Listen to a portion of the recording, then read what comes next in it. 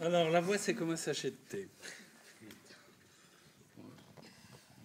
Vous avez les sutras, les textes, les tantras, jaune. C'est la voix de la main jaune. Alors, certains lisent beaucoup les textes et pensent y arriver en lisant les textes. Et, comme il est dit dans un tantra, l'intelligence ne conduit pas à l'illumination, la stupidité encore moins. J'aime beaucoup. C'est pas mal. Donc une fois qu'on a lu les textes, on s'aperçoit qu'on peut s'en passer. Et alors, la lecture des textes, la pratique, les enseignements du maître nous ont un peu liés à l'histoire.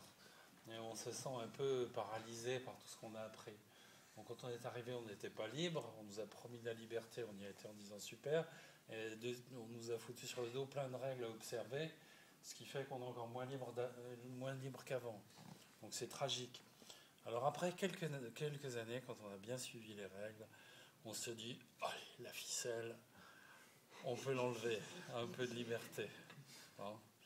Mais il reste quelque chose de fatal, qui est l'agrafe du maître. Il nous a carrément agrafé le cœur. Hein? Alors comme ici on est des anarchistes, ni Dieu ni maître, qu'est-ce qu'on fait? On passe l'ongle sur la petite agrafe. Voilà, ni Dieu ni maître. Et on ouvre le sachet. Ah, voilà. On est désagrafé. C'est super.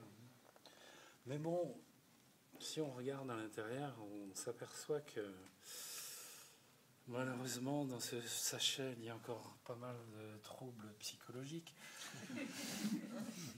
que la pratique va nous aider à éclaircir.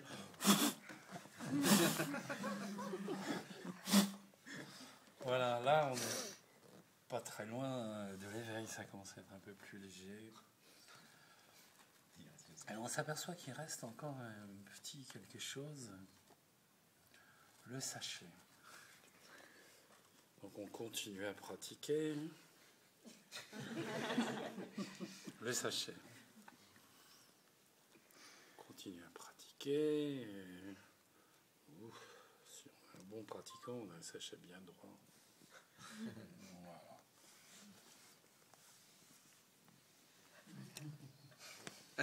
Après quelques années de pratique, un jour se passe le miracle.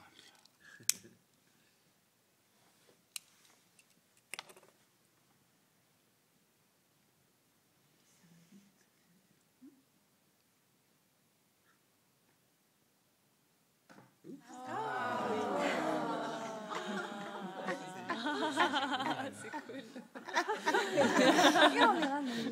Regarde là. Ah oui.